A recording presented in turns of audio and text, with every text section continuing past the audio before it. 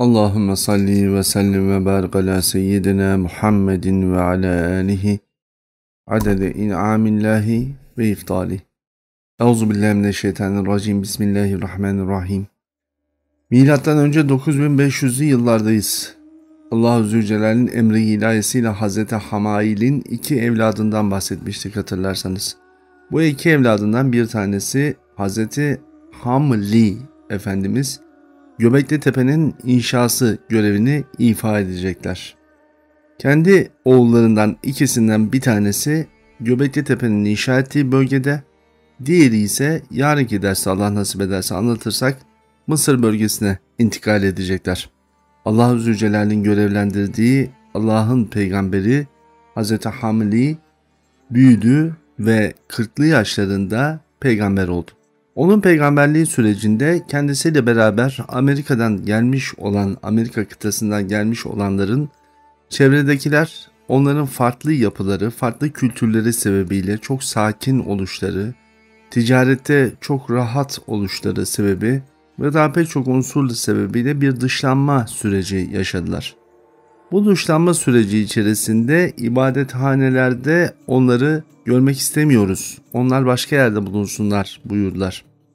Bu onlar için bir ceza olarak, bir hastalık olarak geri döndü. Bu hastalık sarı humma hastalığıydı. Sarı humma hastalığı hızlı bir şekilde yayıldı ve bölgede pek çok insanın zarar görmesine sebep oldu. Sarı humma hastalığının iyileşmesi ve iyileştirilmesi için Hz. Hamli dağlardan toplamış olduğu otlardan yola çıkarak bölgedeki ilk diyebileceğimiz yani başlangıç aşamasında ilaç yapımına başlamış oldu. Bu yapım aşamasında onların hem bu tedavi süreçlerini devam ettirebilmeleri hem de bu hastalık ve buna benzer hastalıklarda hastaların yatırılması gereken bir yerin varlığı konuşuldu. Bu aynı zamanda tarihsel süreç içerisinde insanların tedavisi için gerekli olan birer hastane ile poliklinik arasındaki bir yere ihtiyacı doğurmuştu. Bu sebeple onlar ilk defa Göbekli Tepe'de bir yer inşa ettiler. İnşaları ilk etapta Kızılderililerin kendi yöresel bilgileri doğrultusunda yuvarlak olarak inşa edildi. Bölge genellikle ve karakteristik ölçüleri itibariyle mimaride köşeli unsurlara sahipken ilk defa bu yuvarlak yapı etraftaki pek çok insanın da dikkatini çekmişti. Dışarıdan gelen hastaların iyileştirilmesi için bu yuvarlak yapının üzerine kubbemsi, bugünkü piramide benzer yapılar oluşturuldu. Bugünkü Harran bölgesinde piramidimsi yapıların temelleridir bunlar. Piramit derken hani Harran bölgesine gittiğiniz zaman üstü kubbeli olan evler, yapılar, kerpiçler görürsünüz. Ancak Kızılderililer taştan bunu imal etmek gerektiğini beyan ederek ilk defa Mardin bölgesindeki büyük taşları kullanmak istediler. Bu taşların mesafesinin uzunluğunu görünce de yakın bölgede bir taş merkezi buldular ve buradan elde ettiği taşları yontarak ve düzelterek bu bölgeye getirmesini sağladılar. Bu kadar büyük ve yük oluşturan taşların nasıl getirildiğine dair fikirler oldukça farklı. Ancak bölgede birden fazla hayvanın iki tane ayrı grup oluşturulup aralarına çekilmiş olan urganlar üzerinde taşındığını unutmamak gerekiyor. Yani bu kadar büyük kayalar genellikle iki büyük hayvanın arasında kurulan kalaslardan bir taşıma unsuru ve yükün dağıtılması şekliyle taşınıyordu. Bu taşıma işlemleri tamamlandıktan ve yuvarlak yapı oluşturulduktan sonra üzerine kullanılan piramidimsi yapının altında hastaların çok daha hızlı iyileştiği görüldü.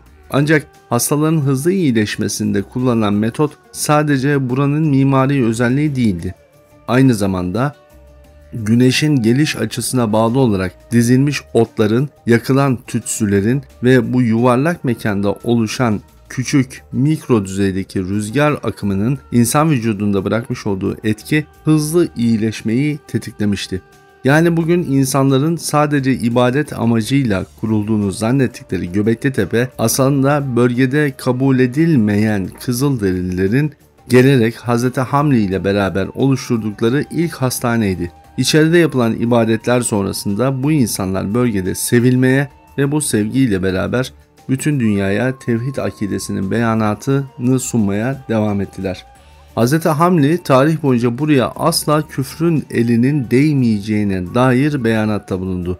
Bu Allah Zülcelal'den almış olduğu bir sözdü. Gerçekten de tarih boyunca Göbeklitepe bölgesinde ehli küffarın ciddi bir teyakkuzu, ciddi bir baskısı söz konusu olmadı. Zaman zaman Roma, Bizans gibi farklı medeniyetlerin varlık dönemlerinde dahi bölge unutulmuşçasına bir zaman dilimi geçirdi. Zaten bu bölgenin toprakla doldurulması Nemrud'un zamanında hasıl oldu.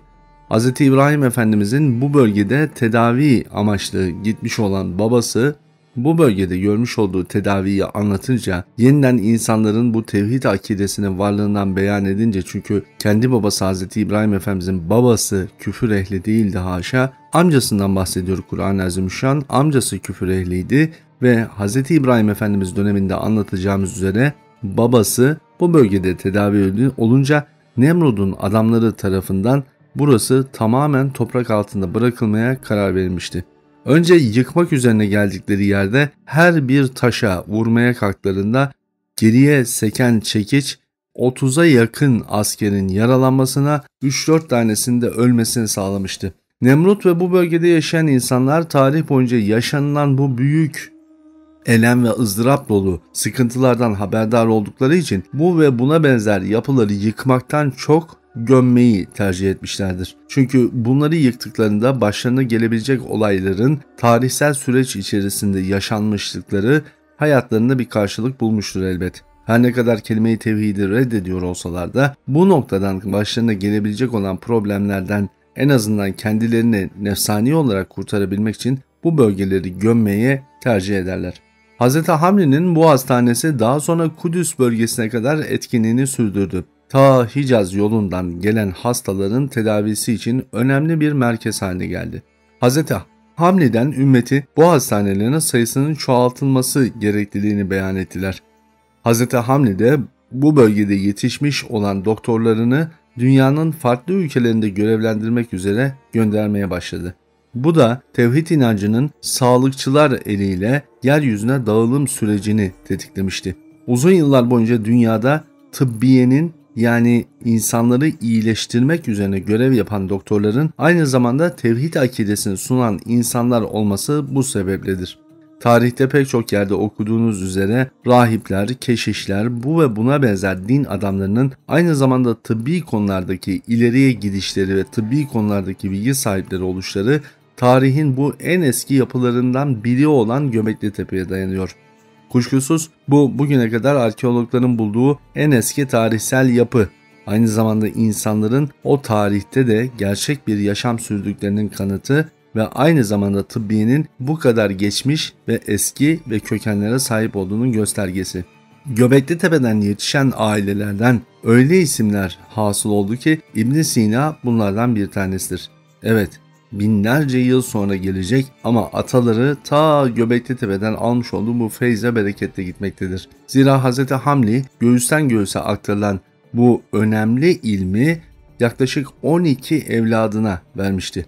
Bu evlatlar da yaşadıkları müddet boyunca bir şeyin bir başka kişiye aktarılması şeklinde devam eden unsurla beyan etmişlerdi. Ve bu unsur tarih boyunca bugünlerde ocak adıyla adlandırdığımız yapının da temelini oluşturuyor. Her bir evladının bir ocak gibi anılıyor olması ve etrafındaki insanları hakikat ve hikmetle tedavi ediyor olmaları da bunlardan biriydi. Lokman Hekim'in uğramış olduğu Göbeklitepe'nin tarihsel süreç içerisindeki önemi belki ilerleyen yıllarda daha iyi anlaşılır olacaktır. Doğuda bu gelişmeler olurken Afrika kıyılarında artık Mısır piramitlerinin oluşum süreci, firavunların varlığından bahsetmeye başlayacağız yavaş yavaş. Ama bütün bunlardan bahsedebilmek için yarın sizlere Hz.